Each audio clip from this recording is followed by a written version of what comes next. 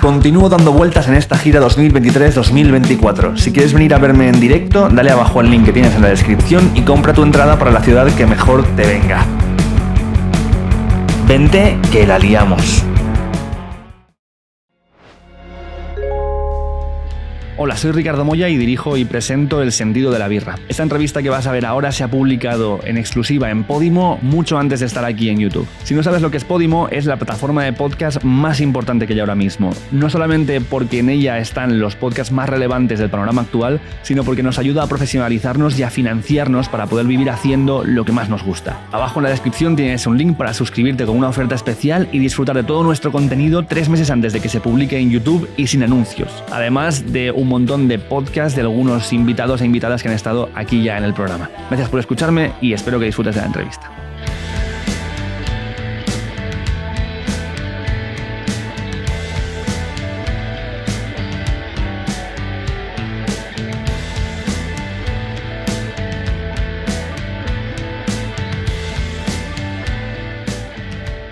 Pues ya está, ahora sí que arrancamos. Óscar Camps, bienvenido. Gracias. Al Sentido de la Birra y en realidad me tienes que dar tú la bienvenida porque estoy en el barco del Open Arms ahora mismo. Sí, bueno, pero como estamos en puerto no necesitas mucho permiso solo para subir a bordo nada más. Bueno, voy a hacer primero de todo una aclaración que creo que es importante, que este es un lugar en el que no se consume alcohol en este barco, por mucho que tengamos aquí las jarras estas de 1009, estamos con agua porque en el Open Arms, en el barco, no se consume ningún tipo de alcohol. En ningún barco de Open Arms se consume. Ajá, pero iba a decir, en ningún barco no, los marineros de toda la vida han bebido como... Sí, pero no aquí. No los aguantamos serenos, imagínate claro. Si hubiera alcohol, ¿no? Esto es me imagino que es una decisión de entrada porque el barco tiene una misión humanitaria y hay que estar por lo que se está. Sí, además hay tensión y en un barco hay 1000 maneras de poder accidentarte, de hacerte daño. Si encima se te permite el consumo de alcohol, habrá 2000 maneras de hacerte daño y no podemos detener una misión que debería pasar. Deberías parar una misión si alguien a bordo se hace daño, lo tienes que evacuar, lo tienes que llevar a puerto, ¿no? Uh-huh. Todos los recursos, todo lo que se ha movilizado para esa misión quedaría automáticamente neutralizado. Uh-huh. Entonces ya tenemos riesgo. Tocamos madera, que en 7 años no hemos tenido que lamentar ningún tipo de accidente, pero mantenemos esa costumbre. Uh-huh. Quiero hablar un poco del barco donde estamos ahora, del Astral, y que estábamos hablando antes de que es un barco donde se han salvado alrededor de 18.000 personas sí, a día de hoy. Quizá más, sí. Quizás más. ¿Cuánto tiempo hace que existe este barco dentro de Open Arms? Creo que unos 6 años aproximadamente. Este barco tiene 52 años y ha estado 6 con nosotros. Cuando al final de sus días como yate de lujo, sí, pasó a nuestras manos cuando ya estaba semi-abandonado y le dimos una segunda oportunidad y está viviendo su segunda vida. ¿Qué era antes? Era un yate de lujo. Antes de caer en nuestras manos era un yate de lujo que lo tenía el señor Livio Lo Mónaco. Vale. Tú eres muy joven, pero... el de los muebles. El de los colchones. Es verdad, colchones Lo Mónaco. Sí. Vale. Y antes de él estuvo en manos de un personaje importante en Israel, un judío, uh-huh, muy importante, que lo obtuvo como donación de Estados Unidos. Este barco fue creado para navegar en Estados Unidos, lo tuvo la Armada Americana, fue un buque escuela de oficiales. Uh-huh. Luego pasó a manos de un empresario estadounidense que se dedicaba a acero y cristal, supongo que los grandes rascacielos de Nueva York. Uh-huh. Los construía este señor o facilitaba el material, y de ahí pasó a este señor, a este judío, que lo tuvo durante mucho tiempo hasta que creo que murió su hijo en el atentado de las Torres Gemelas en el 2001 y entró en depresión, abandonó el barco, lo dejó en Motril. Y ahí es donde Livio Lo Mónaco lo vio, se enamoró de él, vio cómo pasaban los meses y los años y quedaba abandonado en un puerto y viajó a Israel para entrevistarse con ese señor y le hizo una oferta y se lo compró. ¿Y cómo llega luego a Open Arms? Bueno, supongo que se dio cuenta de que quizá había sido demasiado pretencioso. Es un barco que tiene mucho gasto, es un barco muy antiguo, Es muy bueno, está muy bien construido, está construido por Philip Rhodes, que es un arquitecto naval muy prestigioso. Es una magnífica obra de arte, pero es carísimo de mantener. Entonces supongo que vio que se escapaba de sus posibilidades, o quizá dejó de vender tantos colchones, no sé. La cuestión es que quiso deshacerse de él y nos lo ofreció. Y en aquel momento estábamos en Lesbos, en el 2016, justo cuando Erdogan y la Unión Europea firmaban un acuerdo de 6.000 millones, se frenó el flujo de sirios que cruzaba el Egeo y se reforzó drásticamente el Mediterráneo central. Pero estar en el Mediterráneo central son muchas millas, son aguas internacionales, necesitas un barco, no con lanchas como estábamos en Grecia, que había 10 kilómetros de una costa a la otra. Con lanchas podías estar ahí salvando vidas, pero en el Mediterráneo central necesitas un barco. Y aunque es un yate, un velero, un ketch, un velero de 2 palos, es lo menos indicado para rescatar personas, pero es lo único que teníamos. Entonces decidimos ir. ¿Por qué es lo menos indicado? No hay ningún barco de rescate que sea un velero, ¿no?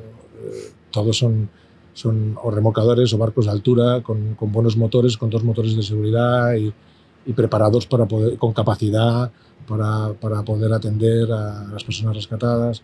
No es un velero. Esto es un yate de lujo remodelado y adaptado con buenas intenciones para hacer lo que se podía. De hecho, yo creo que al principio éramos los hazmerreír del Mediterráneo, porque íbamos con un velero. Lo que pasa es que la casualidad es que todos éramos profesionales del salvamento, los que íbamos a bordo. Y claro, se notaba, cuando desempeñamos el trabajo de rescate, se notaba enseguida, y rápidamente los guardacostas italianos lo vieron y enseguida nos pusieron a trabajar. Evidentemente que todo lo que hicimos en el Mediterráneo con este barco fue ordenado y coordinado por la Guardia Costera Italiana. Si te está gustando esta entrevista, acuérdate por favor de darle abajo al botón de suscribirte y a la campana para que te avisemos cuando salgan más. Y si quieres conocerme fuera del ámbito de hablar con gente, puedes escuchar mi música en Spotify y seguirme en mi Instagram, Ricardo Moya, para enterarte de todos los conciertos que voy a hacer este año alrededor de España. Y ya está, eso es lo que te quería decir, que sigas disfrutando de la entrevista. Tú personalmente empiezas tu relación con el mar, entiendo que, por lo que he leído, también trabajando o sacándote el esto de piloto de yate, ¿puede ser? No, yo empecé como socorrista. Vale. Sí, empecé navegando, pero en regatas, me gustaba el mar, pero ya de pequeño iba a la playa casi todos los días. En verano con mi abuelo me traía aquí a Badalona, aquí al lado, todos los días y era mi modus vivendi, ¿no? Luego de mayor a los... Bueno, yo ya de bastante mayor, ¿no? Casi a los 30 y poco empecé con el tema del socorrismo y me gustó. Y dejé lo que estaba haciendo, me dedicaba a alquilar coches y me pasé a Cruz Roja a hacer la formación y a prepararme, y me gustó el tema del socorrismo. Estuve un tiempo trabajando en Cruz Roja como coordinador de playas, pero luego decidí hacerlo por mi cuenta porque no estaba muy de acuerdo con lo que estaba pasando en esos momentos, y el salvamento estaba muy dejado de la mano de Dios, se hacía con voluntarios, sin cobrar, y yo creo que esto es una profesión en otros países mucho menos turísticos que el nuestro. Son profesionales, están reconocidos, y aquí no. Aquí tenemos 40 o 50 millones de turistas al año que vienen a nuestras playas. Sí. Y teníamos que tener socorristas voluntarios. Esa es la seguridad que el segundo o el tercer destino turístico del planeta ofrece a sus turistas. Pues no estábamos de acuerdo. Entonces empezamos a mover el tema y monté mi propia empresa en el 99 y hasta el día de hoy. Sí, el día de hoy compaginas llevar una empresa de socorristas con la actividad dentro de Open Arms. Bueno, en el 2015, cuando vimos la foto de Aylan Kurdi, te acordarás de aquel niño sirio que se encontró en una playa boca abajo. A mí me impresionó mucho esa foto, ¿no? Esa foto es tremenda, es durísima. Bueno, yo creo que impresiona a todo el mundo. Y claro, si te dedicas a proteger la vida de españoles y de turistas en playas de máxima afluencia y ves que se mueren niños en Grecia, y en septiembre, la temporada de playas en España termina normalmente entre el 12 y el 15 de septiembre. ¿Qué haces con todo ese material y con todo ese personal? pues lo guardas en una nave y dices, bueno, si se están muriendo allí, pues ¿por qué no vamos a ayudarles, ¿no? Entonces nos propusimos ofrecernos a las administraciones, a la griega y a la española, decir, oye, tenemos tanto material, tenemos 4.000 metros cuadrados de nave industrial llena de embarcaciones, ambulancias, equipos de rescate, desfibriladores, equipos médicos, oxigenoterapia, walkies, de todo. Todo lo que puedes utilizar para las playas de máxima afluencia se guarda en una nave y no se utiliza hasta el año que viene. Entonces, si están muriendo allí, ¿por qué no podemos ir a ayudar de forma gratuita? Como si fuera la responsabilidad social corporativa de la empresa. Ajá. Pues nos ofrecimos bueno, llamé a Laura y le dije, Laura, échame una mano, está por aquí. Vamos a escribir a la embajada griega en España, a la embajada española en Grecia, a la Agencia Española de Cooperación Internacional, a la alcaldesa de Barcelona, a la alcaldesa de Badalona, que era mi ciudad, a la Diputación. Vamos a ofrecernos formalmente, ya que somos una empresa que está cualificada y capacitada y que gestiona tantas playas en toda España, pues vamos a ayudar en esa crisis, ¿no? Pero nadie nos contestó, nadie nos hizo caso, no pudimos ir formalmente, pues así que decidimos ir personalmente y me junté con Gerard, uno de mis compañeros, y decidimos ir a la isla de Lesbos a echar un vistazo y fuimos a Lesbos el 15 o el 16 de septiembre del 2015 y nos dimos cuenta de que estaban llegando miles de personas en pateras y que se ahogaba muchísima gente al lado de la playa, a 200 metros, 100 metros, y era un drama y no había nadie. No había nadie ayudando. ¿Y qué equipo teníais para poder asistir en ese momento? Que va, fuimos con una mochila, unas aletas, un neopreno y 2 walkies. O sea, ibais nadando a buscar a la peña y traerlos a la... el primer día. El primer día ya fuimos nadando. Gerard fue el primero que tuvo que ir al agua a hacer un rescate. Un youtuber lo grabó, lo subió a las redes sociales y ahí empezó todo.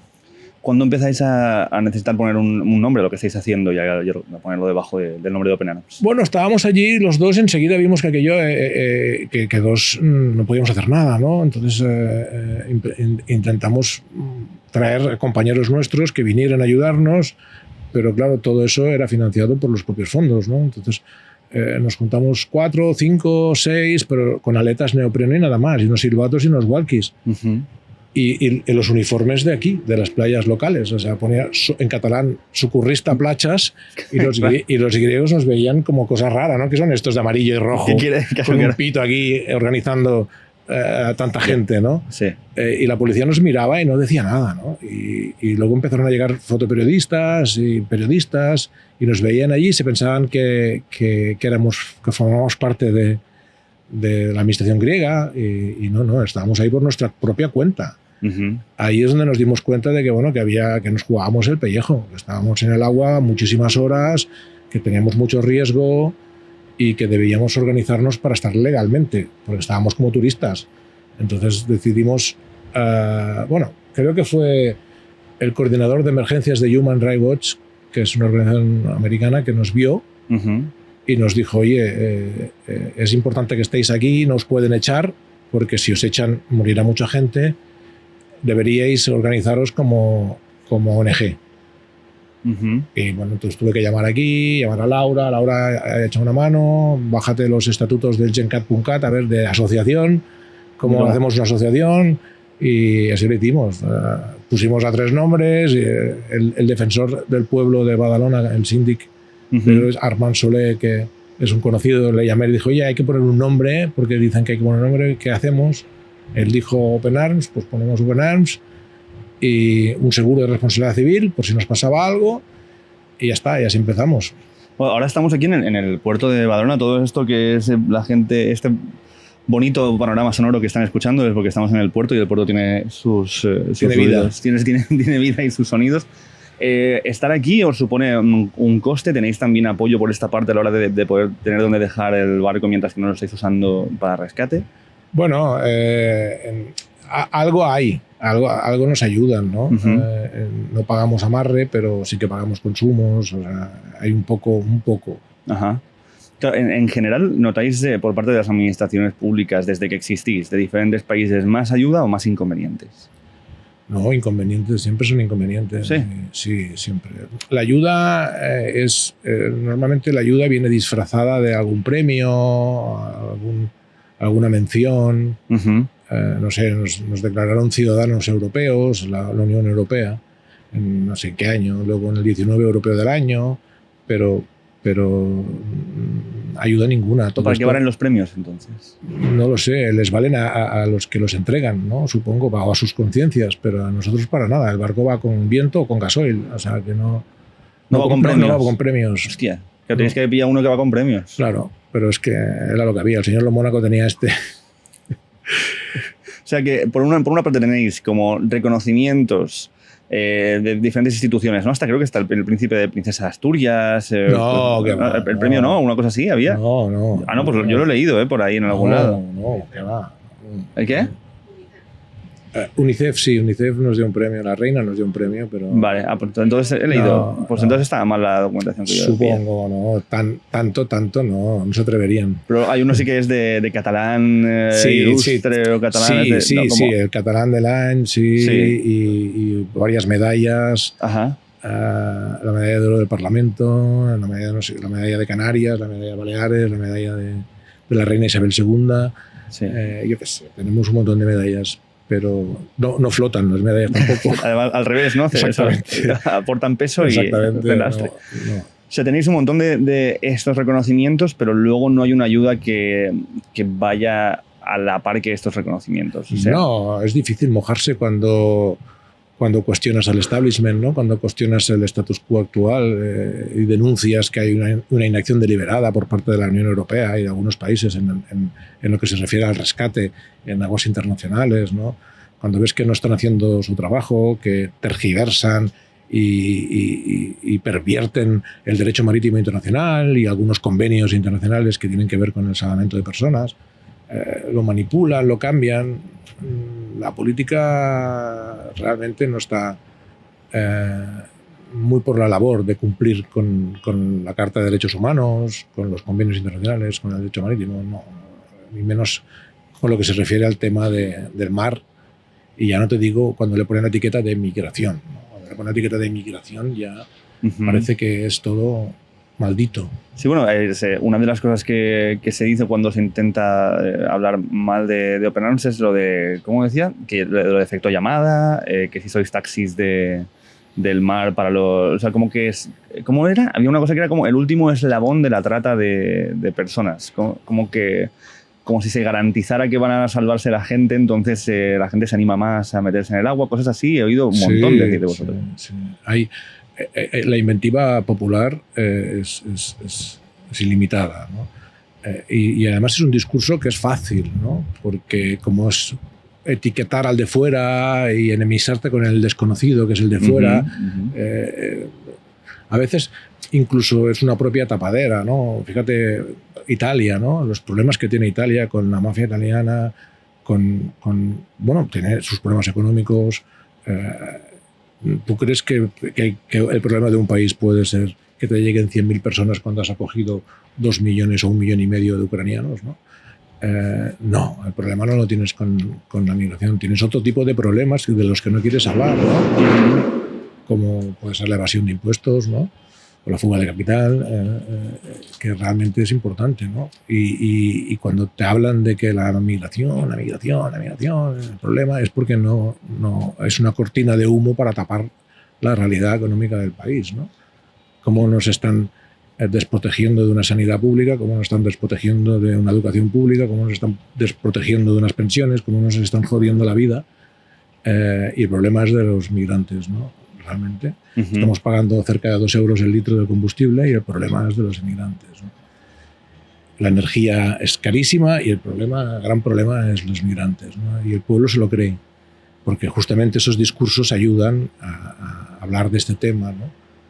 Y resulta que te das cuenta de que, bueno, si yo me dedico a salvar la vida de personas que están en una playa, si un señor de cualquier nacionalidad con bandera roja en la playa por mal tiempo se le ocurre ir nadando y se ahoga o se está ahogando y tienes que jugarte la vida por él porque incumple con una normativa, porque sale al mar con una negligencia, con una bandera roja y tienes que hacerlo, tienes que salvar la vida porque es tu trabajo, ¿por qué no salvas la vida de una persona que está un poco más lejos, que está en medio del mar y que no ha incumplido absolutamente nada, sino sencillamente se ha quedado ahí a la deriva y nadie le va a ayudar, ¿no? Uh-huh. ¿Qué diferencia hay entre una persona y otra? Pues evidentemente que ni el derecho marítimo ni el convenio de búsqueda y salvamento de personas contempla distintos tipos de persona. Contempla la vida humana en general y toda la estructura vertebral del derecho marítimo y de los convenios internacionales se basa en la protección de la vida humana en el mar, porque el mar es hostil para todos, ¿no? Uh-huh. Entonces, nuestra obligación es cumplir con esos convenios y con el derecho marítimo y con la ley del mar, que para eso escogimos esta profesión. Entonces, debemos proteger la vida de todas las personas que quedan en el mar. Luego ya veremos en qué situación administrativa se encuentran y qué es lo que son, pero en aguas internacionales no hay migrantes. Bueno, por eso son internacionales. Claro. Ya veremos luego qué situaciones. Pero eso no es un tema nuestro, eso es un tema de las administraciones que tienen que resolver, que para eso les escogimos y para eso les financiamos y para eso les pagamos. Uh-huh. ¿Qué papel crees que juega el racismo dentro de estas calificaciones o de estas oposiciones a lo que hacéis? Bueno, lamentablemente somos una sociedad racista en general.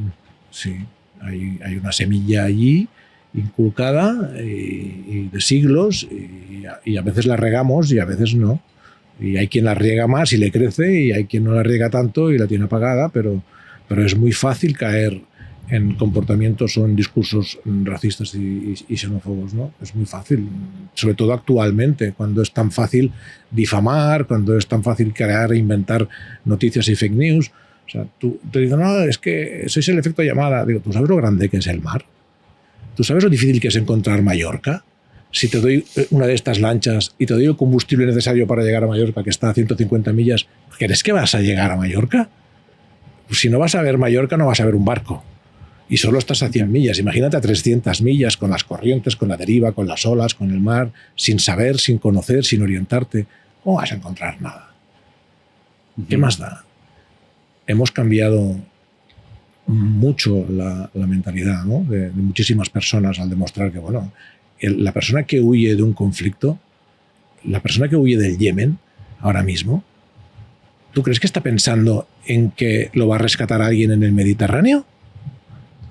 Cuando tiene que salir de Yemen o cruzar Arabia Saudí, donde le van a fusilar en la frontera o le van a tirar morteros, lo van a eliminar o se va a morir en el desierto, va a cruzar 5 países donde se va a encontrar con grupos armados, con milicias, con delincuentes, con cualquier... y no sabe ni siquiera si va a poder cruzar la siguiente frontera. ¿Tú crees que esa persona tiene un efecto llamada o tiene un pushback, algo que le empuja a huir, ¿no? Que es su propia vida, proteger su propia vida, ¿no? Entonces... Es muy fácil para el discurso decir, no, es que los van a las costas de África a buscarlos. Sí, claro, sí, somos los taxis del mar, sí, claro. Por eso llevamos 7 años en el mar y no nos han detenido nunca. No tenemos ninguna causa, lo único que hacen es pararnos administrativamente, detenernos en un puerto, hacernos inspecciones e intentar dificultarnos el trabajo lo máximo posible. ¿Por qué? Pues porque dejamos en evidencia las administraciones por esa negación de auxilio, ¿no? En el mar. Claro, eso os ha pasado ahora, ¿no? En Italia os han embargado un barco durante 20 días. 20 días. Sí. ¿Esto qué se debe? ¿O es regular que pase estas cosas? Bueno, esto se debe a la política espectáculo, ¿no? Según qué políticos que viven del espectáculo, viven de los titulares, viven de sus discursos de la calle, populistas, y esconden la realidad y el real problema de su país, ¿no? Entonces, bueno, que resulta que unas semanas antes la propia Guardia Costera italiana no tiene combustible, no tiene gasoil para salir a rescatar y nos pide que rescatemos nosotros y tenemos que rescatar más de 17 rescates, unas 600 personas, no uno ni dos, no, 17. 2 semanas más tarde nos bloquea. Bueno, si haces una lectura y te das cuenta y miras en perspectiva, en el momento en que hicimos esos rescates, salió en todos los medios de comunicación de Italia que Open Arms estaba rescatando, coordinados por la Guardia Costera, que habían rescatado 700 personas, y parecía que la política del gobierno italiano, de la señora Meloni, había cambiado. Uh-huh. Que había incluso un armisticio con las ONGs. O sea, de sacar un decreto para perjudicarnos a necesitarnos. Esos titulares no gustaron mucho, ni a la señora Meloni ni a sus seguidores, porque claro, la dejaban en evidencia. Entonces, ¿qué hace la siguiente semana? Bloquea a la ONG más mediática.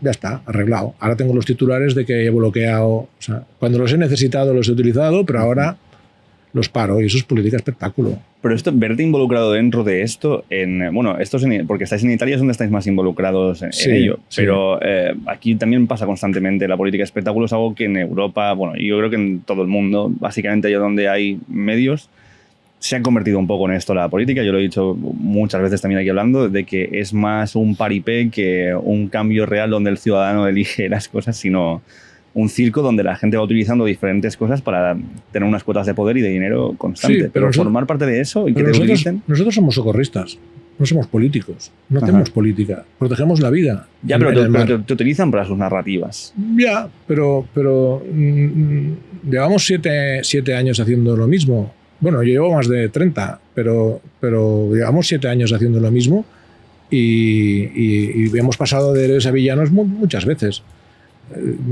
Lo tenemos asumido. O sea, nosotros no hacemos eso para agradar o no agradar a los políticos. Estamos haciendo lo que estamos haciendo porque las administraciones no están cumpliendo con sus obligaciones. Uh-huh. Y lo que estamos haciendo es exactamente lo que deberían estar hacer ellos, y dejaremos de hacerlo el día que pongan los recursos necesarios. Y ya los tenían antes del 2014, pero los quitaron de forma deliberada y se decidió. Alguien tomó esa decisión, alguien decidió de que el mar tenía que acabar con la vida de estas personas. Alguien decidió retirar los barcos, alguien decidió no hacer nada y vulnerar los convenios internacionales y el derecho marítimo y mirar para otro lado. Alguien decidió no utilizar el gas y utilizar el mar. Uh-huh. Y esto se ha convertido en un holocausto estructural. Hay más de 35.000 muertos, muchísimos más. Los estamos dejando morir en el mar. ¿Por qué?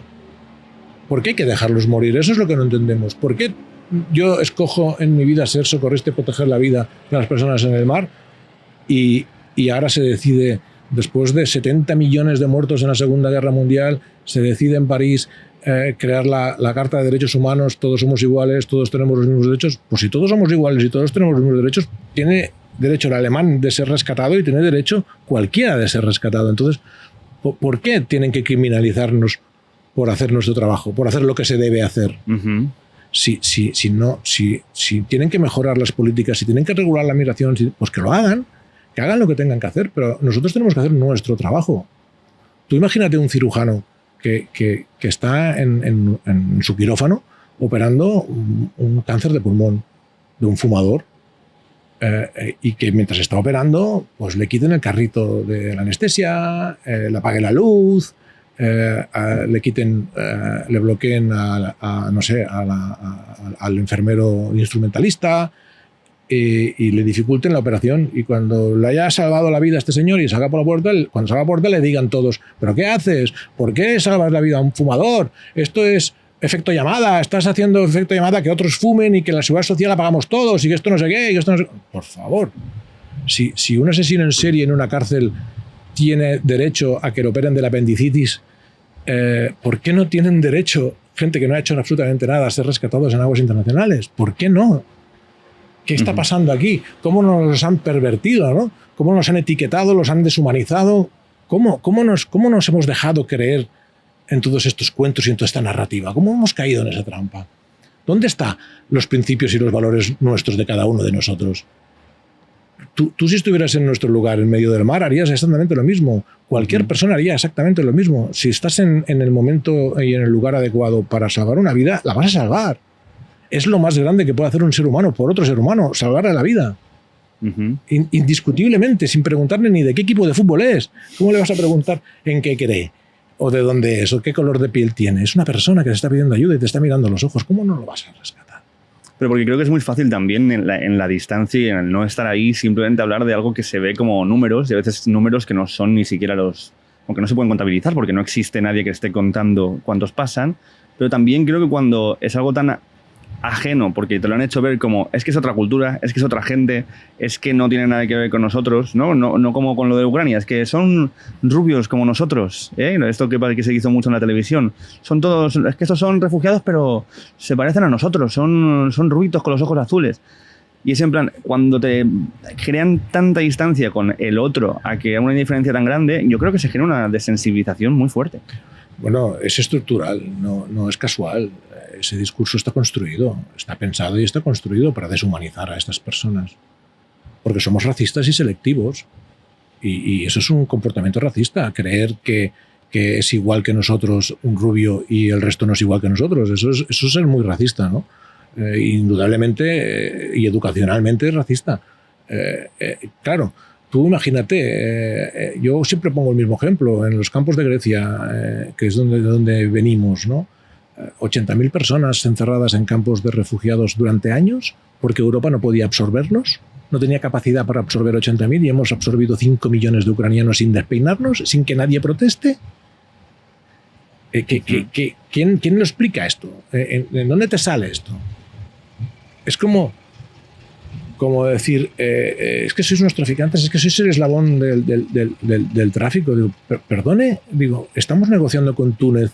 La señora von der Leyen acaba de viajar a Túnez a reconocer a un dictador que ha llegado al poder de forma fraudulenta, está persiguiendo a medio pueblo, a la mitad de su país, está dejando salir a miles de personas en patera, porque salen del puerto de Sfax, miles de personas en 2-3 días. ¿Cómo pueden salir miles de personas de un puerto como este sin que la autoridad lo vea? Sí. Sin que la Guardia Costera lo vea. ¿Cómo puedes movilizar? Aquí habéis entrado con cámaras y os ha visto todo el mundo. ¿Cómo entras en un puerto 2.000 personas en un fin de semana? ¿Cuánta logística necesitas? ¿Cuántos autocares necesitas? ¿Cuántas barcas necesitas ponerlas en fila? ¿Y no te va a ver nadie? Cuando el presidente que ha llegado al poder de forma fraudulenta está negociando con Europa una cantidad de millones importante para frenar la migración, ¿tú crees que este señor está por la labor de dejar o no dejar salir las demostraciones? Está por la labor de seguir renegociando sus condiciones económicas. Y estamos pagando a este señor para que no deje salir. Y están saliendo miles de personas. ¿Quién está traficando? ¿Quién? ¿El pescador que vende su barca porque no puede pescar? Porque las grandes empresas navieras, piscifactorías y grandes barcos europeos y chinos están saqueándolo todo. ¿Quién es el traficante? ¿Que vende el barco? ¿El presidente de ese gobierno que está mirando para otro lado mientras sabe que está saliendo y los guardacostas están mirando para otro lado y todo el mundo está mirando para otro lado mientras salen miles de personas a jugarse la vida? ¿Quién está utilizando la migración para ganar dinero? ¿Quién es realmente el traficante? Es que hemos pagado 6.000 millones a Erdogan, al presidente de Turquía, para que frene la salida de sirios en su momento, en el 2016. Estamos pagando a Mohamed VI para que frene la salida desde Marruecos, para que mueran 40 personas y desaparezcan 70 en una frontera en tierra, y nadie se despeina. Nadie quiere saber nada. Hemos visto cómo asesinaban a 40 personas en Melilla y todo queda en una reprimenda al ministro, al señor Marlaska. Por favor, ¿qué está pasando aquí? ¿Y cómo el pueblo lo tolera? ¿Cómo la ciudadanía estamos tolerando todo esto, ¿no? Eso es a lo que te referías cuando decías el cambiar el gas por la migración, de que se convierte en un valor, las masas migrantes se convierten en un valor... No, el gas que utilizaban en los campos de concentración los alemanes... Ah, vale, pensé que decías como... Ahora utilizamos el mar Mediterráneo como medio de acabar con la vida de todas estas personas. Yo es que había leído también de una parte como decir que creo que a veces sucede así, que las masas migrantes se convierten en una moneda de cambio para sacar dinero de un país. Claro, eso está haciendo Marruecos, pero Marruecos lo lleva 25 años, ya lo hacía el padre de Mohamed VI. Y ahora lo está haciendo, lo hizo Turquía, lo está haciendo Libia. Hemos negociado con Libia, con milicias armadas libias, y decimos que estamos negociando con el gobierno de Libia. ¿Qué gobierno? Si es un estado fallido, ¿no? Libia está en guerra civil desde que mataron ¿Pero quién es el gobierno? Claro, pues una milicia. No es el gobierno, es una milicia, y negocian con una milicia en una ciudad, con otra milicia en la otra, con otra milicia en la otra, y negocian dinero. ¿Y cómo se frena eso? Pues deteniendo a esas personas. Evidentemente con todo tipo de abusos, con violaciones, abusos, torturas, esclavitud, extorsiones. lo denuncia Naciones Unidas constantemente. Pues si Libia está haciendo esto y está recibiendo dinero, Túnez, ¿qué va a hacer? ¿Y cuál será el siguiente? Argelia. Porque ya están llegando pateras desde Argelia a Mallorca. Esta es la consecuencia de externalizar fronteras, o sea, de pagar a esos terceros para que frenen, para que hagan el trabajo sucio. Sí, pero qué loco que eso a nadie lo llama efecto llamada. Como que estás haciendo un efecto llamada de los países a que empiecen a utilizar este método para extorsionar a los países europeos. Claro, el efecto llamada. Dile al señor que huye, al niño de 12 años que huye de una leva, porque en muchos países de África todavía hay levas. O sea, vienen los militares, las milicias y se llevan a tu hijo. Pero no se lo llevan a hacer la mili, se lo llevan a guerrear y morirá. Y tú como padre, como madre, dices, no, que se salga de aquí, que se vaya. Pero ese niño tiene un recorrido muy largo para irse de ahí. No está pensando en el Mediterráneo y en una barca que la va a rescatar. No, está pensando en huir. No hay efecto llamada. La gente huye por lo que huye. Algunos realmente huyen porque necesitan sobrevivir. Un lugar mejor para vivir, un lugar seguro para vivir. Otros huyen de la persecución. No solamente se huye de la guerra. Hemos rescatado mujeres o niñas que huían de la ablación de clítoris o de matrimonios pactados. Se huye de cualquier cosa que tú no estés de acuerdo, que vulnere tu libertad individual. Entonces, tienes ese derecho. Pero veo argumentos de gente, que seguramente gente incluso que esté escuchando esto, que ante lo que decías antes, ¿no? de los tener 80.000 refugiados en campos sin absorberlos, mientras que luego podemos absorber a los ucranianos, que lo que piensan es, bueno, pero es que esta gente viene de países que son violentos, su primera opción va a ser ponerse a delinquir y es crear inseguridad en las calles, mientras que los ucranianos vienen de una civilización parecida a la nuestra y se adaptan más fácilmente, etcétera. ¿Pero quién supone todo eso? O sea, el que lo dice. Pero eso es una suposición, ¿no? Suponer es como inventar, ¿no? Es como imaginar, es como inventar. Entonces, puedes inventarte el discurso que quieras, pero de suponer que vienen delincuentes, como decir, es que estáis rescatando terroristas. Eso decían cuando venían los sirios en el 2015. Es que viene el Estado Islámico mezclado con los sí, hombre, digo, se van a meter en una patera. ¿Sabes lo que es meterse en una patera? Por favor. Recuerda que desde un despacho todo se puede decir. Desde un despacho con aire acondicionado y con un asistente y con asesores y con community managers y etcétera, puedes crear cualquier narrativa. Y quien la quiera creer, la va a creer. Cuando a mí me preguntan, ¿tú qué le dirías a alguien que dice que vosotros sois nada? No le diría nada, no perdería un minuto, porque sabe que es mentira. Esa persona utiliza esta narrativa conscientemente. Sabe que es mentira y no le voy a convencer yo, porque está utilizando esta narrativa para sus intereses políticos o sus intereses personales o por su propia creencia. Yo no le voy a hacer cambiar de opinión allá a él con sus valores, sus principios. Cada uno tiene los suyos. Entonces, no hay que perder el tiempo con los que utilizan esta narrativa. ¿Tú dejarías morir a la gente en el mar? Esa es la pregunta. Hay que dejarles morir a la gente en el mar, porque entonces ya aniquilémoslos antes. Si ahora en Níger Europa aprueba un bloqueo y dejamos de enviar medicamentos, ¿qué va a ocurrir? Si tú eres nigeriano y tu hijo es diabético, ¿qué vas a hacer? ¿Lo dejas morir? ¿Por un capricho, por una decisión de la Unión Europea? Porque resulta que tu país tiene minas de uranio y el 55% de ese uranio va a Francia y el otro 20% a Estados Unidos, y si tú te pones tonto y dices, no, ahora me vais a pagar el uranio, no. Entonces te montamos un conflicto y ¿cómo van a atender las centrales nucleares francesas si les cortas el uranio de golpe? Entonces montamos un conflicto allí, decimos que son malos, montamos un contragobierno, hacemos lo que sea y ahora les bloqueamos. ¿Y quién se jode? ¿La población? O sea, el bloqueo de medicamentos, ¿qué es? ¿Para joder a los políticos o para joder a la población? ¿Qué estamos haciendo?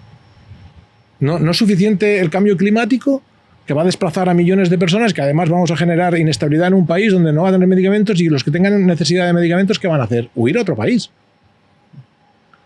En algunos serán desplazamientos internos dentro de África, y en otros, pues el que tenga un amigo, un pariente, un conocido en Europa, pues tirará para ver ese pariente, amigo, conocido en Europa.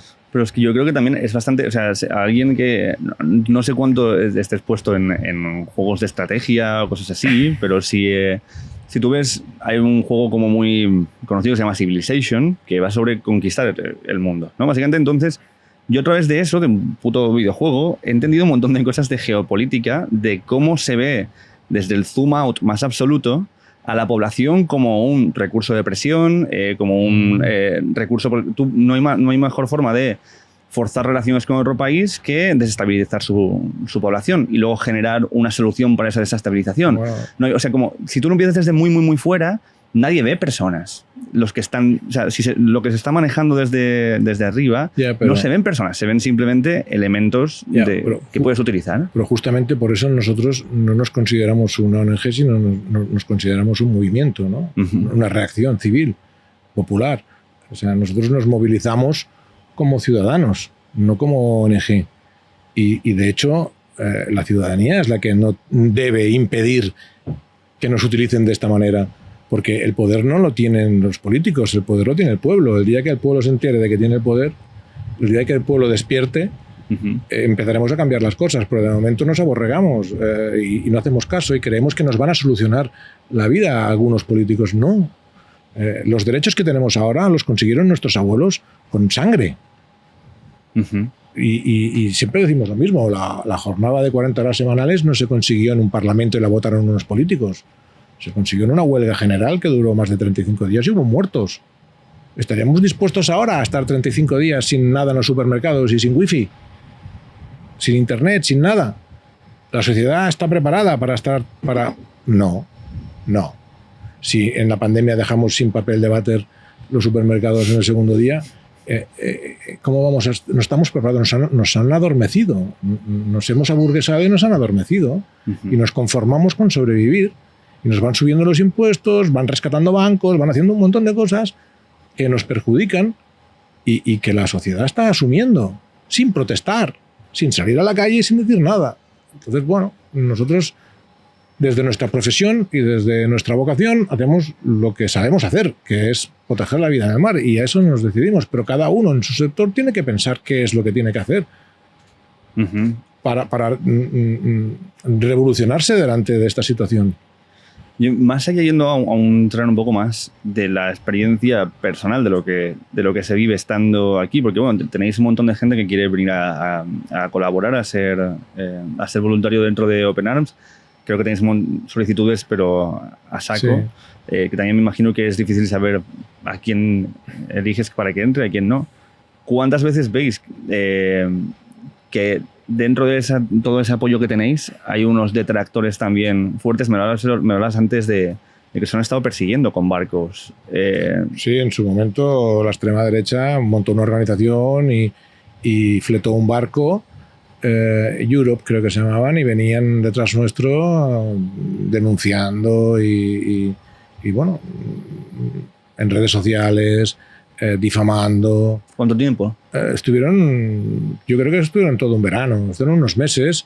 Luego ese barco acabó detenido en un puerto, en el puerto de Barcelona, acusado a su capitán de tráfico ilegal de personas porque no había contratado a los marineros. En fin, ese barco quedó embargado aquí y nadie habló nunca nada de esa organización de extrema derecha.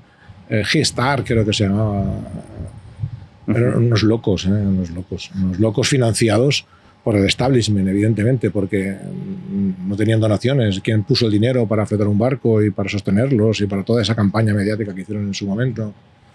Claro, pero esto desde los que se ve desde fuera, pero también habéis tenido problemas de gente a la que habéis traído como dentro del barco como voluntarios y que venían a sabotear. Lo que sí que hemos tenido ha sido, bueno, en el puerto de Barcelona se han robado varias veces los ordenadores en el barco, sí.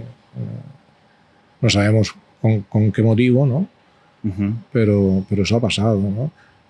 Evidentemente que somos conscientes de que no gustamos al establishment y que evidentemente comprometemos a algunos gobiernos y comprometemos a la política de la Unión Europea, porque estamos con periodistas en todas las misiones y estamos, en cierta manera, denunciando y mostrando y poniendo luz donde ellos quieren oscuridad absoluta, ¿no? Donde ellos quisieran que el mar fuera como una alfombra, donde levantas la alfombra y barres toda la mierda debajo de la alfombra y no solucionas el problema, no limpias, pero no se ve. Y que venga otro en la siguiente legislatura y que lo arregle él, pero yo no me voy a poner a arreglar esto, ¿no? Entonces esto es lo que está pasando, ¿no? Tenemos políticas instantáneas, tenemos políticos que no son estadistas y que bueno, están para su legislatura, sacar el máximo posible, puertas giratorias. Fíjate en lo que tenemos, ¿no? ¿Quién se pone a solucionar este problema? Si le quitas el color de la piel y la religión, no es un problema. Porque ya lo hemos visto con Ucrania, ¿no? Si le quitas el color de la piel y le quitas la religión, no hay problema migratorio. El problema migratorio es cuando vienen en patera. Pero es que resulta que la inmigración irregular que llega a España en patera es un 30% o un 35%. Ni siquiera es un 50%. Entonces, estamos convirtiendo en un problema muy visual algo que realmente no es tal problema. Sí, yo estoy hablando justamente, además, ayer estuve hablando con un colega que estuvo trabajando un tiempo en administración pública en la parte de migración. Y me hablaba de que desde la parte regulatoria interna, todos los mecanismos que hay también para que alguien se canse. Para que se canse y deje de intentar estar de forma regular en el país. Bueno, claro. Y ni siquiera te contestan en un año, ni a veces ni en 2. Y durante ese periodo no te puedes mover del país y no puedes trabajar. Entonces, ¿cómo subsistes? La gente se cree que hay subvenciones y que les financian y que les pagan. No. Europa paga a los estados que reciben la migración, no a las personas. Entonces, esas personas que queda, ese que ves con el carrito recogiendo chatarra, está en su primer año y tiene la paciencia todavía de sobrevivir buscando... Pero, ¿y el segundo año? ¿Y el tercero?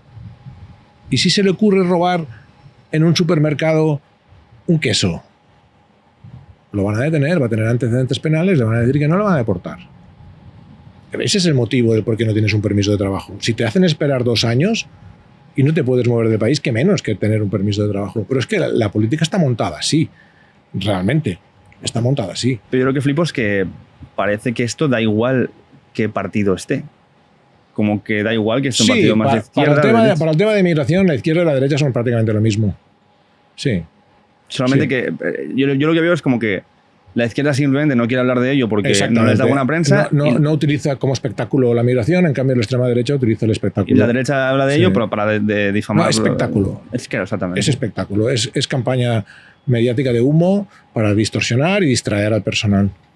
En lo personal y en lo psicológico, ser integrante de Open Arms, ¿qué implicaciones tiene? ¿O cómo ves la paciencia, las emociones, cómo es vivir esto? Porque no solamente a nivel de tener esta presión social y política, sino a nivel de que ves muertos cada vez que sales.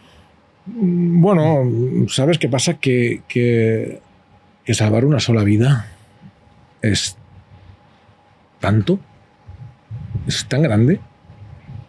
Cuando estás allí en el fondo, en el mar, a 1, 2 o 3 días de un puerto y te encuentras con una patera que está con dificultades reales, que la mayoría de las pateras en cuanto las ves están en dificultades reales, y si no están en ese momento solo falta que la ola suba un poquito más para que realmente estén en grandes dificultades, y miras alrededor y no ves a nadie, en kilómetros a la redonda, en millas a la redonda, en horas o días a la redonda. Dices, bueno, si no estamos aquí, ¿esta gente qué le pasa? No van a aguantar 24 horas. O sea, si no estamos aquí, esta gente se muere. Y si se muere, ¿y quién sabe que se ha muerto esa gente? Nadie lo sabe. Bueno, sí, Frontex lo sabe porque hay satélites, porque hay radares de última generación, porque está todo, la superficie del Mediterráneo está escaneada. Evidentemente, claro. Pero a tiempo real, ¿tú sabes lo que está pasando? Sí. Europa sabe lo que está pasando. ¿Dónde hay movimiento? No solamente sabe lo que está pasando, sino que manipula a milicias, financia a milicias, mueve intenciones y desplaza a gente y militares. Hay militares españoles, militares franceses, militares alemanes, italianos, en todas partes. Somos responsables de lo que está ocurriendo. La política europea sigue siendo la misma que hace un siglo y medio. Y somos colonialistas y estamos saqueando todo lo que se puede y de Libia sale petróleo ilegal, salen armas, sale droga, sale de todo hacia Europa, incluso migrantes.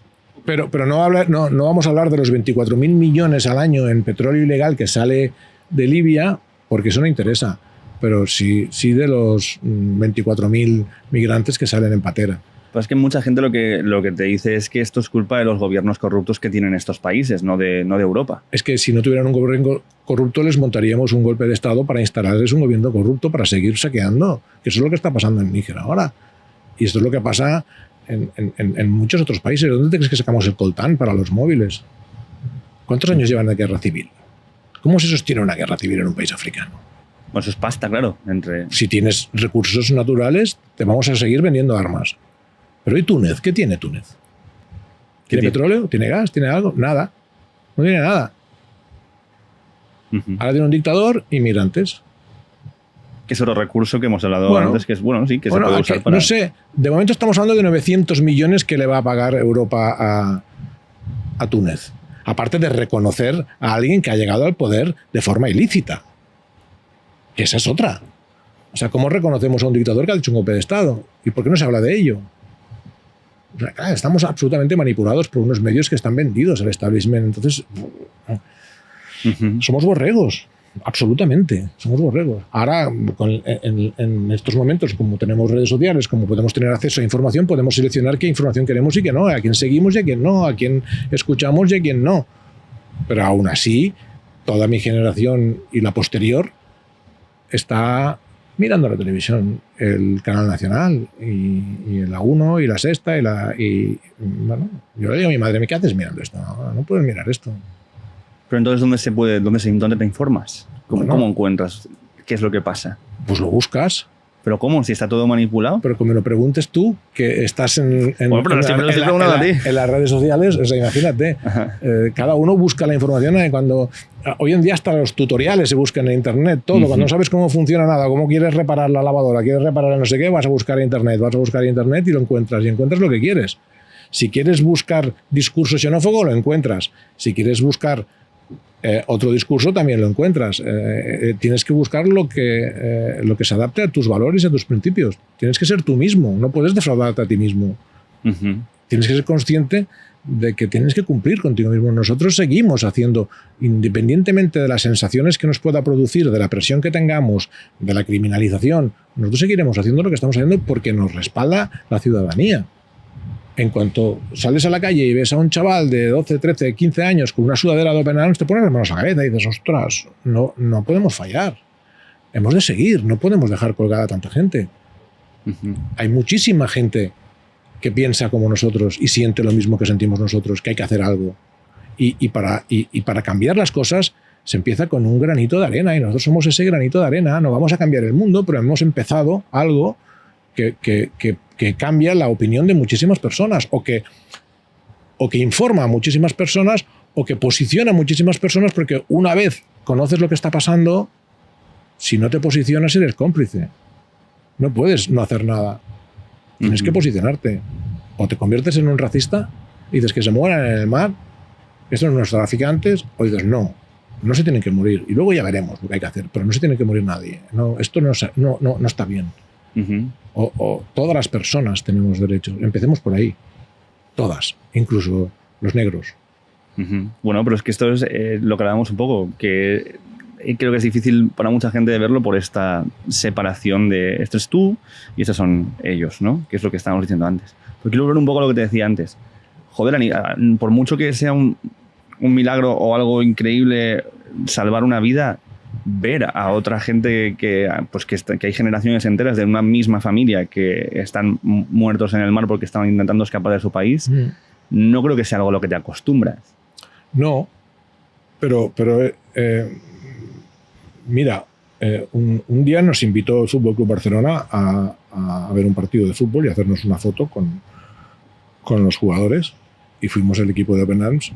Era un día que evidentemente no era un gran partido, jugaba el Huesca, que acababa de subir a Primera División, y el speaker dijo que había en el estadio en ese momento, no sé si dijo 70.000 personas. Nosotros hemos rescatado unas 65.000 en 7 años. Cuando dijo 70.000 personas y miré alrededor, me impresionó mucho. Dio tanto sentido a todo, porque veías a toda esa gente y decías, ostras, ¿cuánta gente habrá aquí que hará algo importante en la vida? O él o alguno de sus descendientes, ¿no? Pues ya con eso vas más que complacido. Ya Claro. ¿Qué te puede decir que has hecho mal? O sea, si hemos sacado a esa gente del agua, ¿qué hemos hecho mal? ¿Cómo nos puedes decir que hemos hecho algo mal? ¿Cómo le puedes decir al cirujano que no tenía que operar a ese señor? ¿Quién te da ese poder? ¿Cómo te atribuyes ese poder? ¿Quién eres tú para decirle que esa persona tiene que morir? ¿Quién toma esas decisiones? Y el mismo que las toma las justifica. El mismo gobierno que toma esas decisiones, la misma Unión Europea que toma esas decisiones, justificará, distorsionará y pervertirá el derecho a su antojo para salir bien. La esclavitud fue legal. Sí. Y los campos de concentración alemanes también eran legales en su momento. Y esto que están haciendo también dicen que es legal. Dicen que es ilegal lo que hacemos nosotros. Pero dentro de 25 años veremos lo que dicen. Veremos lo que dicen estos y veremos lo que dicen los descendientes de esos 65.000 que hemos sacado del mar. ¿Cuántos serán? ¿200.000? ¿300.000? ¿400.000? ¿Medio millón de personas? Es que los ha sacado prácticamente de la muerte. Y los ha sacado con pocos recursos, con la criminalización encima, con dificultades, con detenciones, con pandemias, con guerras, con todo. Y hemos seguido estando allí. Y seguiremos estando. O sea, por mucho que nos detengan, por mucho que nos critiquen, porque es lo que creemos que debemos hacer y está en nuestros principios y en nuestros valores. No más. Entonces te lo planteo también del lado contrario. El hecho de saber que tanta gente estaría muerta sin que hubierais puesto ayuda de vuestra parte, ¿no hay también que hacer un trabajo para que eso no se suba un poco a la cabeza el hecho de decir, soy dador de vida, estás vivo gracias a mí? Soy como, ¿sabes? Como que es muy fácil también venirte arriba y decir, somos salvadores. Bueno, ya se encargan todos estos de que no pienses eso. Ya tenéis ahí la válvula de regulación. Ya tenemos a Salvini, tenemos a Abascal, tenemos bueno, no sé, a unos cuantos que ya se encargan de que no nos subamos a la parra, de que no nos lo creamos, ¿no? De que sigamos siendo traficantes, delincuentes. Y evidentemente eso es así, es el día a día, ¿no? Cuando tú escoges ser socorrista o escoges estar en una playa en un verano, todo un verano entero, escoges algo por vocación, no por necesidad económica, porque encima estás mal pagado. O sea, que además de criticado y de dar al sol, mal pagado, y te pierdes todo el verano porque estás encima de una silla durante muchas horas. O sea, si no hay detrás una vocación, y de hecho, ojalá no tuviéramos que hacerlo. De hecho, ojalá este barco se quedara aquí y solo tuviéramos que devolver al señor Lomona que decirle, toma, quédate tu barco porque ya no hace falta. Ya nos podemos dedicar a otra cosa, ¿no? Ojalá. Eso es lo que queremos. O sea, yo no sé, se nos han muerto muchísimas personas en las manos y muy cerca. Se nos han escapado muchísimas vidas. Hemos visto perder muchísimas vidas porque no dábamos al abasto. Hemos sufrido historias muy duras y muy crueles. En todo esto. No todo es bonito. Es duro, es difícil. Hay un postraumático. Te lo comes. Cada uno se come el suyo. Todos los que están aquí detrás se han comido y se comen su postraumático cada día. Cada uno le da por lo que le da. Pero es así. Son situaciones muy tensas y muy duras. Que además comportan que te digan que eres un traficante, que eres un delincuente, que eres un criminal, que por culpa tuya se están muriendo. Claro, no es por culpa de la intervención militar que están saliendo de los países, no, es por culpa mía. Y la gente se lo cree. Ese es el problema. Claro, pero hay que estar, ¿tú crees que hecho de una pasta concreta para aguantar lo que son días en el mar, no solamente los rescates, sino también la convivencia con gente que está cansada de estar en el mar y que los has rescatado, pero bueno, estás ahí un rato con ellos, días y días. Tienes que cuidarles durante días, darles de comer, darles de cenar, darles mantas, darles ropa, atenderlos, asistencia médica, sanitaria. Es un trabajo. Sí, eso es una de las dificultades del decreto Meloni, ese decreto que ha sacado Italia en el que nos perjudica todavía más, ¿no? O sea, que te manda a un puerto que está 4 o 5 días y a lo mejor vas con 200 personas y tienes que atender a 200 personas 4 o 5 días. ¿Aquí? Donde te toque en el barco que estés. En evidentemente, 200 personas sería un drama. Claro. Pero este barco ha ido a Lampedusa con 100 y pico. Sí, sí, aquí hemos tenido 200 personas a bordo en medio del mar. Sí, sí, hemos esperado a que vinieran refuerzos militares a ayudarnos. Porque esta es otra. Nosotros hemos rescatado codo con la Armada Española, con la Armada Norteamericana, con la Armada Maltesa, con la Armada Italiana, con la Armada Alemana, con Frontex, con las Guardias Costeras, con Salvamento Marítimo. Hemos rescatado codo con todos estos. Pero los criminales somos nosotros. No todos rescatan, pero los traficantes somos nosotros.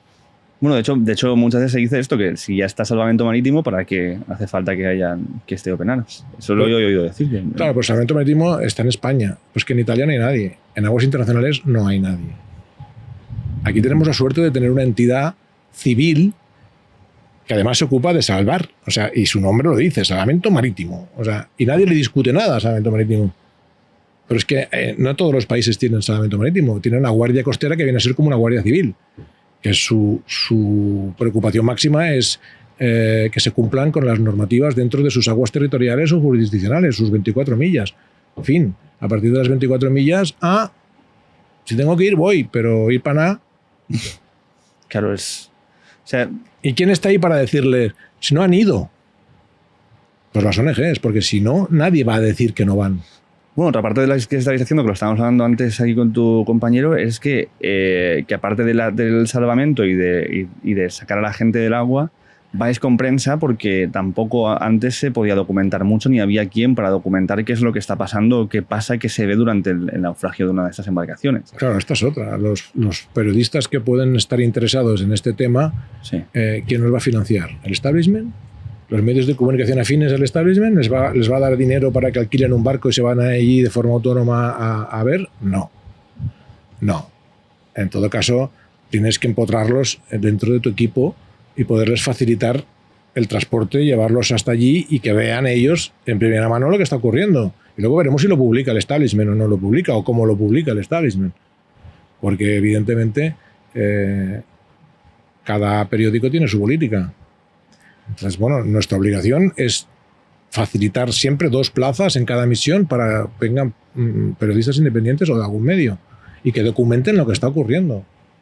Y no solamente documentan eso, sino además dan fe de que no cometemos ningún delito, porque ellos están a bordo y pueden ver absolutamente todo. Entonces, ¿tú crees que en 103 misiones que llevamos no nos hubieran detenido si tuvieran la más mínima sospecha de que estamos haciendo algo ilegal? Nos tienen administrativamente, porque ¿qué mueven los políticos? La maquinaria administrativa. Uh-huh. Pero por el derecho marítimo no. Por el derecho marítimo no pueden detenernos. Luego también está la forma de buscar que baje el apoyo social, que es parte de lo que es Nutris. En el 2000... ¿Está bien? Perdón, que me corrige la directora de comunicación, me dice que vale. son 105 misiones. Vale. No son 103, son 105. Perdón. Okay. No está bien, 105 misiones. Sí, habrá unos miles de personas rescatados más en esas 105 misiones que me olvidaba. No pasa nada. Pero yo venía a decir también que hay una parte de presión que también viene por parte de la difamación pública, y hay un artículo, una publicación que salió en 2019 en El Español, que era en plan de la verdad sobre ti, como en plan de vamos a contaros la verdad sobre Óscar y tal, y que hablaba de la empresa que tenías de ¿cómo digamos? Estamos diciendo antes. Socorrismo y tal y cual, y que el estar en Open Arms hacía que desatendieras la empresa, las condiciones de los trabajadores, y no sé cómo viviste tú esta noticia. ¡Ay, el Español! ¿Sí? Me dio el León de Oro. Sí. ¿Pero antes o después de este artículo? Fui León de Oro del Español cuando estaba en Grecia, en Lesbos, sacando sirios blancos y algunos católicos del mar. Me dio el León de Oro y me hizo todo un artículo muy bonito sobre mi vida, y creo que entrevisté a mi madre, a todo el mundo. Sí. Luego supongo que ya no les gusté tanto cuando ya estuve en Italia, ya cuando sus vinculaciones con Salvini, con la extrema derecha, ya no les gusté tanto, entonces se dedicaron a difamar, ¿no? Pero no sé, yo dejé mi empresa en el 2015. Uh-huh. No he vuelto a mi empresa desde 2015. Mi empresa la gestionan un equipo directivo y funciona por su cuenta. De hecho, me pagan el sueldo a mí. Yo vivo del sueldo de mi empresa, no de la ONG. Uh-huh. Me puedo permitir estar en la ONG porque me gestionan la empresa. Podría estar en el Caribe navegando en otro barco, porque tengo amigos empresarios que tienen su catamarán en el Caribe, pasan 6 meses allí y se vienen un mes aquí. Pero bueno, a mí me gusta más navegar por el Mediterráneo, ¿qué quieres que te diga? Pero entonces aquí cualquiera te diría, entonces, ¿qué necesidad? ¿Por qué dedicar tu vida a hacer esto, pudiendo vivir tranquilo, con barcos? Soy empresario con pasta? desde los 24 años. Sí. Llevo toda la vida trabajando para mí, excepto mi periodo de Cruz Roja, que lo considero como formativo. Sí. Y fueron 9 o 10 años. El resto siempre he tenido mis propias empresas. O sea, no tengo una, tengo varias. Vivo como me da la gana.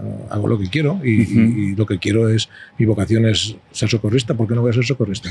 Si para ser socorrista tuve que crear una empresa, porque estaban tan mal pagados y eran voluntarios, además, y te daban un bocadillo para estar en la playa durante 8 horas. Y hemos conseguido un convenio, hemos conseguido que esto se regularice, hemos conseguido que haya formación, que la Seguridad Social te contemple como actividad. Y han pasado 25 años desde que empecé. Cuando empecé... era la primera empresa privada que había de salvamento y socorrismo en España. No había más. Y era como... Creo que empecé demasiado pronto. Tenía que haber esperado 10 años a que alguien hubiera abierto el frente y tuve que batallar durante mucho tiempo.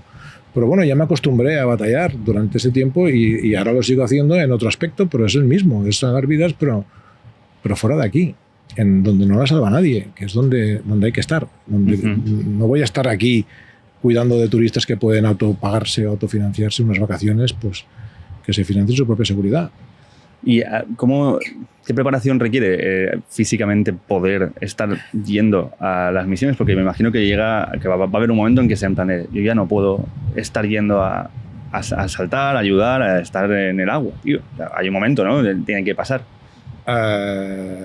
Supongo que llegará, sí. ¿Cómo ves eso, de que pueda llegar, de que pase eso? ¿Y cuál es tu lugar en ese sentido cuando llegue? No lo sé, falta mucho. Yo no estoy diciendo que sea ya, tío. Pero... Lo veo lejos, ¿no? Y además están posponiendo la edad de jubilación, todavía me están jodiendo más, ¿no? Bueno, pero me imagino que es esto, que joder, que no es lo mismo alguien que tiene 20 y pico años que alguien que tiene 50 y pico. No, 60, ¿eh? ¿Tienes ya 60?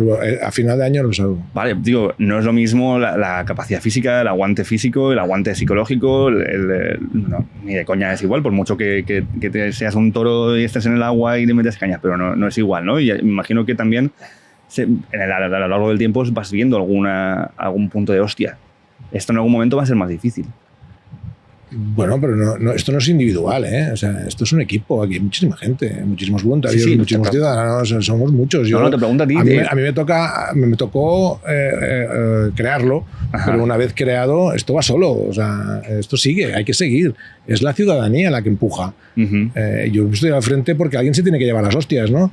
Y todas van a mí, la mayoría van a mí, y me amenazan de muerte en 5 idiomas, y me persiguen, y me critican, y me criminalizan, y todo lo que tú quieras. Ya está, ya estoy ahí para eso, y seguiré, aunque sea viejito, me seguirán criticando, criminalizando, y aunque sea ese mi trabajo, pues asumiré esa responsabilidad, ¿no? ¿Cómo se llamaba el almirante este? Que es súper conocido, que hay un bufete de abogados que por cierto nos critica mucho, que tiene el nombre del almirante, que le faltaba un ojo, era tuerto y era cojo. Y ganó unas cuantas batallas así, ¿sabes? O sea que en el mar vale todo, ¿no? Entonces, nosotros, mientras dure, mientras tenga energía, tenga salud, y mientras la familia me deje, pues seguiremos aquí, pero vaya, lo más importante es que tenga el respaldo de la ciudadanía. Si no, yo ya he cumplido conmigo mismo y con mis propios valores. Ya me siento satisfecho y no necesito más, ¿eh? O sea, a asumir más responsabilidades porque hay un equipo detrás que sigue y que empuja, y yo hasta el fin de mis días haré lo que pueda. Va creciendo el respaldo de la ciudadanía. Veis que como cada año gana más, hay picos de más participación, algunos de menos. Sí, claro, la pandemia retrocedió muchísimo el tema económico, claro, y la situación económica también ha variado mucho. Estamos delante de una recesión, ¿no? Así que cuesta conseguir que la gente done. Cuesta mucho, pero bueno, hay que seguir, ¿no? Mientras, si tenemos 5, gastamos 5, y hacemos todas las misiones. Si tenemos 4, tenemos que reducir misiones. Si tenemos 3, pues haremos la mitad de las misiones. Pero seguiremos haciendo. Y haremos lo que podamos. Con los recursos que tenemos vamos haciendo. No es suficiente para mantener un barco permanente en el mar. Tenemos que parar porque no tenemos dinero, porque no podemos poner combustible. El combustible se ha doblado el precio en la guerra, a partir de la guerra de Ucrania. O sea, que lo que antes valía 5 ahora vale 10. Pero la donación no se ha doblado. Entonces, claro, estamos delante de una recesión también. Entonces, hay que tener en cuenta que haremos lo que podamos con los recursos que tengamos. Que a veces parece, por la visibilidad que tenemos, porque claro, haces un rescate, sales en las noticias. O sea, en las noticias te ve todo el mundo. Y entonces creen que eres muy, muy grande, que tienes muchos recursos, y no. Tenemos barcos donados, barcos prestados, que son muy viejos, que mantenerlos cuesta muchísimo dinero, nos cuesta mucho todo. Incluso cualquier burocracia administrativa con el gobierno, con la administración, es lento y pesado, costoso. Cualquier reparación son decenas de miles de euros. ¿Cuántos puede costar al mes existir y seguir existiendo, aproximadamente? Pues mira, nos cuesta al año existir 3,5 millones como mínimo, para existir mínimamente. Necesitamos 4 o 5 millones al año para poder hacer las misiones. Así es que no es tanto comparado con otras organizaciones, ¿no? Pero bueno, nosotros llevamos 7 años y hay otras organizaciones que llevan 40, 50 y 150 años. Claro. Pero nosotros no hemos venido a quedarnos. Estamos aquí por un contexto actual y una situación actual concreta, y para cambiar el status quo. Claro, porque por entender un poco lo que decías antes, antes de 2014, ¿cuál era la situación? ¿Dónde?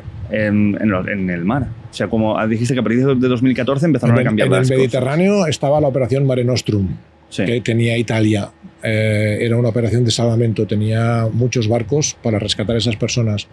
Esa operación costaba, creo que no sé si eran 200.000 euros diarios, algo así. Le costaba mucho dinero al gobierno italiano. Entonces el gobierno italiano pidió a la Unión Europea que financiara esa operación. La Unión Europea se negó a financiar esa operación. Entonces el gobierno italiano sostuvo durante 2 años la operación Mare Nostrum y luego tuvo que cerrarla y cerrar los barcos y dejar de rescatar, porque nadie pagaba por ello. Entonces, a partir de aquí empezaron a ver las iniciativas humanitarias de la sociedad civil. Apareció Médicos Sin Fronteras con un barco, aparecieron Sea-Watch, unos alemanes con un barquito, luego aparecimos nosotros con otro barquito, y hasta el día de hoy. ¿Cuántas aparecieron en total de organizaciones de salvamento humanitario? Hubo un momento en que habían 10 y 12 organizaciones humanitarias en el Mediterráneo, y aún así no dábamos abasto. ¿Y ahora cuántas sois? Pues no sé, ¿cuántos seremos? ¿5 o 6? Y no podemos coincidir porque todas son pequeñas, excepto Médicos Sin Fronteras, que es muy grande, muy poderosa. El resto somos organizaciones muy pequeñas, entonces no podemos mantenernos eternamente en el mar. Tenemos que parar, hacer cambios de tripulación, hacer mantenimientos. No podemos salir porque no podemos poner combustible. Tenemos que esperar un mes a obtener más donaciones, buscar financiación para las donaciones. Es costoso. O sea, lo mismo que hacemos en el mar, que es muy duro, también lo es en tierra, ¿eh? Claro. Sí, bueno, tenéis aquí las oficinas también. Sí, porque todo hay que pagarlo, ¿eh? Nada es gratis. Claro. O sea, no por ser una ONG tienes algo gratis, pagas todo. No, seguís viviendo en el mundo que vivimos ahora. Y una cosa a nivel de anecdótico, ya que me quería preguntarlo eso porque me llamó la atención, como mucha gente en su momento, que fue la trepada a Colón y la puesta hasta del flotador de salvavidas. De salvavidas, sí. ¿De dónde sale esta iniciativa y por qué? Bueno, porque había que visibilizar lo que estaba ocurriendo, ¿no? Y una manera de hacerlo era llamar la atención a todo el mundo y ponerle un salvavidas a Colón. Lo que pasa es que lo que la gente no sabe es que nos equivocamos con las medidas, porque lo tuvimos que hacer a ojo. Y lo hicimos demasiado pequeño, entonces no se lo podíamos poner a Colón, así que se lo pusimos en el dedo, en los brazos, como que entregaba un salvavidas a otro, ¿no? Que al final quedó poético eso también. Quedó poético, sí, pero fue una improvisación, todo fue una improvisación.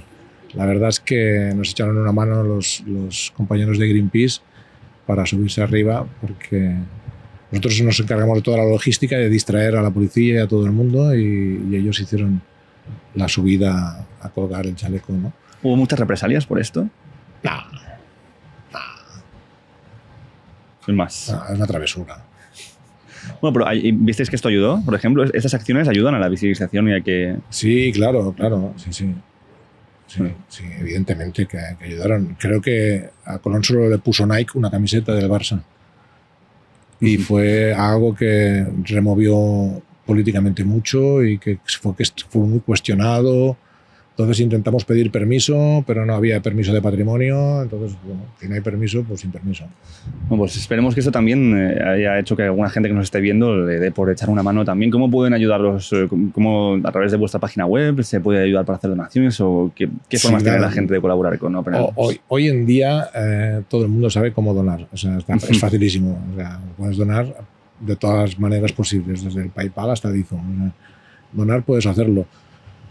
Pero lo que realmente nos conmueve y nos ayuda es que la gente se una a nosotros, ¿no? Que forme parte de Open Arms, que sean Open Arms, no solamente que donen. O sea, no queremos que des dinero y te desentiendas, sino queremos que te impliques, que des dinero, que nos sigas, que te impliques y que compartas el discurso, que compartas los valores y que estés de acuerdo en lo que hay que hacer, que es esto, y es cambiar la mentalidad de todo el mundo, de decir, oye, hay unos derechos, todos tenemos unos derechos, el derecho a la vida está consagrado, coño, no dejemos morir a la gente.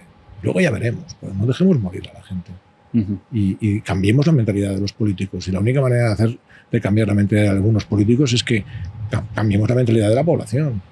Luchar contra esos discursos prefabricados que tienen tanto poder y esos altavoces tan potentes como estados es muy difícil, sí, pero bueno, hay que empezar. Nosotros hemos empezado y otros continuarán. Y que se unan a nosotros y que se unan a la banda, que sean delincuentes como nosotros.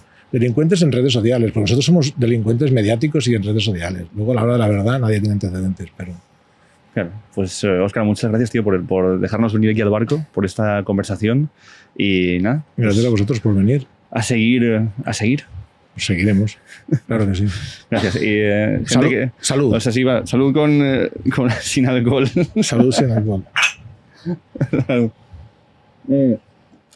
Bueno, y a la gente que nos despedimos, tenemos aquí el mensaje que, si no, esta cámara, sí, hazte criminal, como estaba diciendo hasta aquí Óscar. Es una... ¿Qué es esta libreta o este? Bueno, aquí tienes es un eslogan, prácticamente es un eslogan que lo ha acuñado la extrema derecha. Evidentemente que solo es en redes sociales, no se atreven a ir a ningún juzgado porque no tiene sentido. Bueno, lo hacen, pero luego la fiscalía lo declina todo. Ajá. Pero su foto se la hacen, entonces, bueno, ya que nos llaman criminales, pues que la gente se una a nuestra banda y sea un criminal. Sí, ponen este criminal. Según la ultraderecha, somos una banda criminal por rescatar a los náufragos del Mediterráneo. Pues únete a nuestra banda en openarms.es. Exactamente. Pues esto, gente, darle openarms.es, podéis seguir, ayudar a Óscar, todo su equipo, no solamente donando, como estamos hablando, participando y siendo parte, y ya que entráis ahí, estáis haciendo cosas en internet, suscríbete, dale a la campana y haznos felices a todos juntos, y a la extrema derecha también, parece ser. Hasta luego. Hasta luego.